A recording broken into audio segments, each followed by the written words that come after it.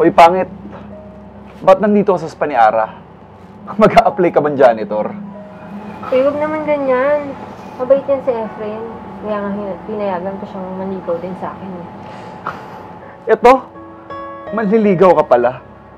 Akala ko mag-a-apply na janitor eh. Eh, sa asta mo pa lang, halatang hampas lupa gaming ka na eh. Ano? Nanliligaw ka? Para pag sinagot ka, maaahon mo yung pamilya mo sa kahirapan? Galawang hampas lupa? Sige, uwi na lang ako. Pasensya na, nakagulo pa ata ako. Uy, hindi kita pinapaalis ha. Hindi, okay lang. Okay lang ako. Alam ko naman na wala akong pag-asa sa'yo. Sige. Ganun. Ganun dapat. Una pa lang, alam na yung lugar.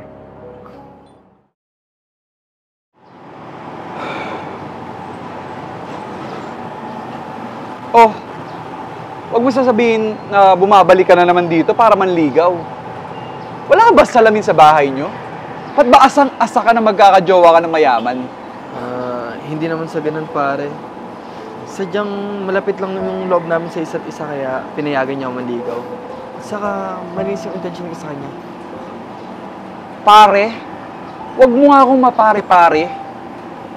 Wala akong kumparing pangit. Hindi mo ba nakikita yung itsura mo?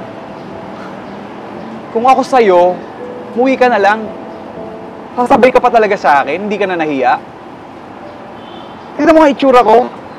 Pogi na ako, may talent pa ako. Tingnan mo, kilabutan ka. Kailangan kita ngayon at kailanman. Kailangan mong malaman na ikaw lamang. Oh, kaya mo ba yun? Wala ka.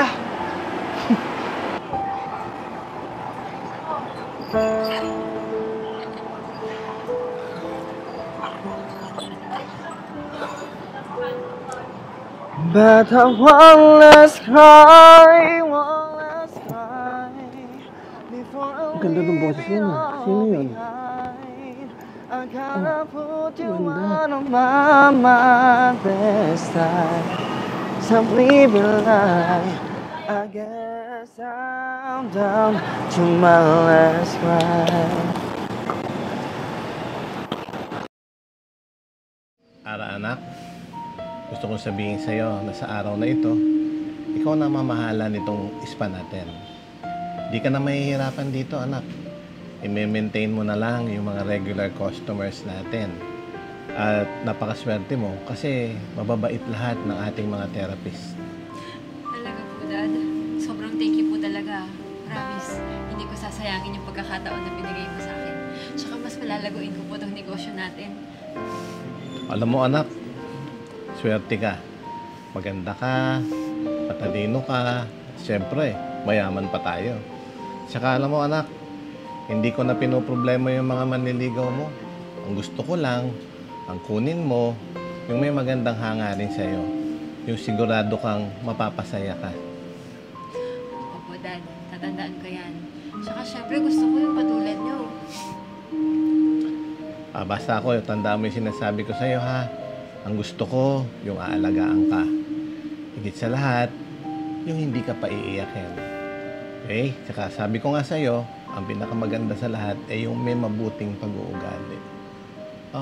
Teka. Kahapon nga pala, anak, may narinig akong habang minamasahe ko nung isa sa mga magagaling natin therapist, may narinig akong kumakanta. Sabi ang ganda ng boses niya, sabi nung ating therapist, bisita mo raw yata. Dad, nakita niyo po ba kung sino yung kumakanta? Dalawa po kasi yung buwibisita sa akin dito eh. Yun nga ang problema, anak, kasi minamasahe ko. So, hindi ko na siya nakuhan tignan kung sino. Pero talagang maganda boses eh. At alam mo, anak, itong pamamahalaan mong spa, plano kong paggawa ng jingle. Tingin ko, tugma yung boses niya para doon sa naiisip kong jingle. Kaysa kumuha ako ng iba, yun na lang. Sige po, Dad. Okay, anak.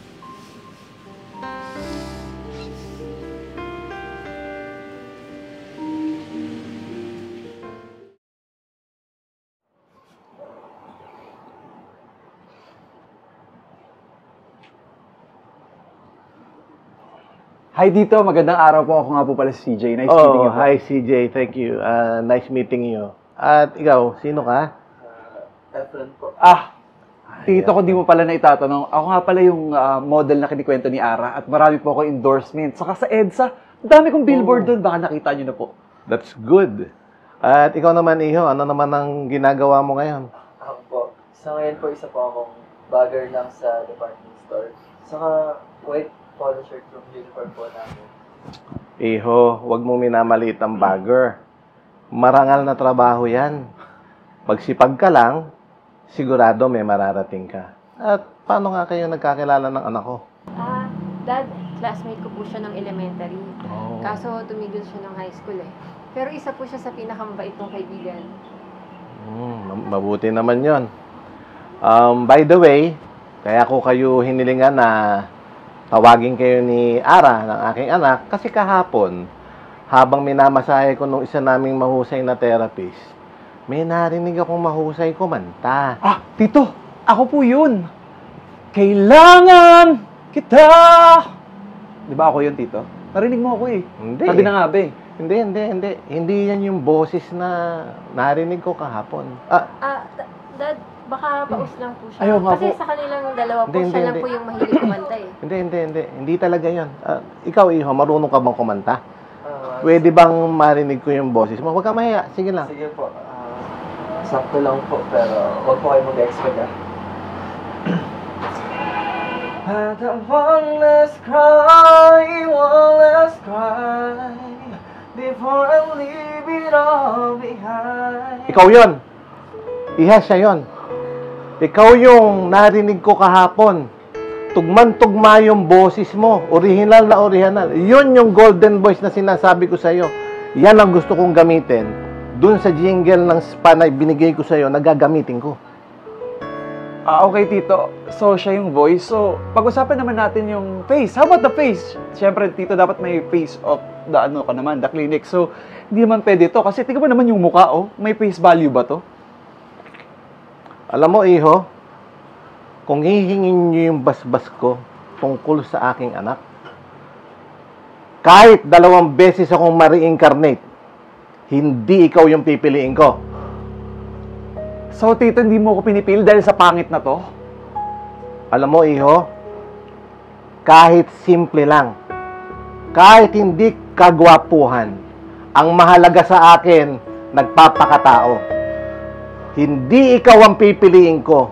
And if I were you, umalis ka na bago minute o bago tumaas ang BP ko. Ara, pagtanggol mo naman ako. Makikipag-date ka sa pangit na to sa labas? Tigilan mo na nga ako. Napakasama ng ugali mo. Tsaka sobra ka namang apak ng tao. Hindi ko ma-imagine yung sarili ko na makikisama sa tulad mo.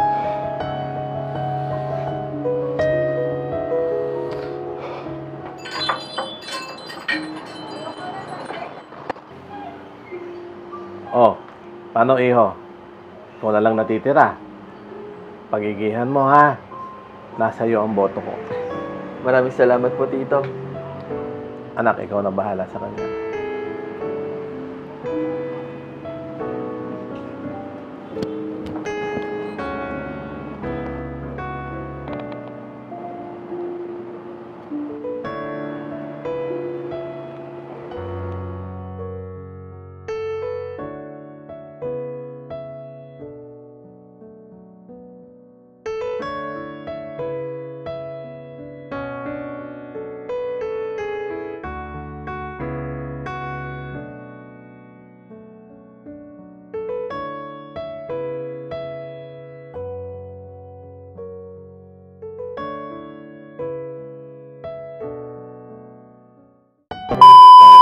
Pero ako nung tissue. Asan yung tissue?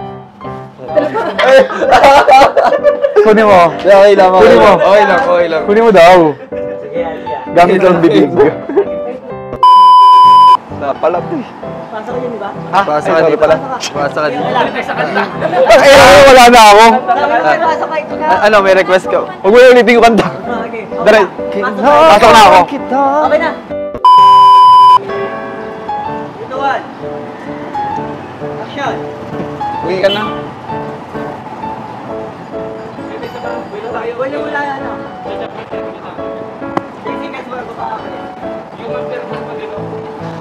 Sabi mo, ano, umuwi ka na? Oo. Ganyan na lang nga, nag-adlib ako. Parang, hindi ka na. Ha? Pasok agad ah. Okay, okay. Okay, galing. DJ, lapit yung konti.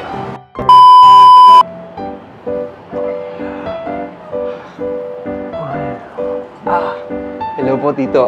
Ako nga po pala si CJ. Oh, hi. Nice meeting you. Nice meeting you po. Ikaw, anong pangalan mo? Ako po si Scott. Huwag na lang siguro na tumayo. Oo, agad na lang. Kapot lang. Kapot lang. Tabod na, tabod. Hello, sorry, may. Yan. Basta ulit Okay lang, ulit.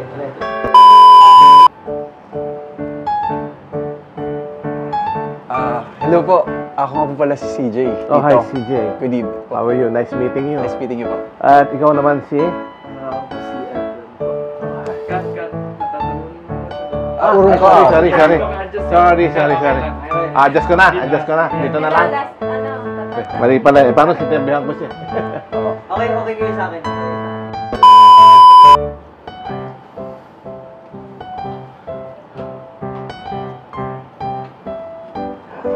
Hello, Tito. Gandang araw po. Nice meeting you po. CJ po. Alam mo, yung nagsasagot ko. Teka lang, papahintay ko yung pangalan mo. Okay na. Dito na. Okay, so pa. Hintay ko yung pangalan mo, CJ. Kadulo na CJ po. Kahapon, habang minamasahe ko nung aming isang mahusay na therapist, narinig ko may mahusay na kumanta. Alam mo kasi, Tito, ako po yun. Kailangan kita. wait, Ngay- papakantahin pa lang kita. Ano ba yun? Sabay. Tama ba? Sasabihin isa kaya. Talaga? Sige nga. O, paano iyo? Nag-iisa ka na lang. So, pagbutihin mo, ha? Paghigihin mo. Ay, nako. Sorry. Ano? Ulit na lang duro sa anak. Magalis. Ako pupunta na sa'yo. Pwede ka na lapitin.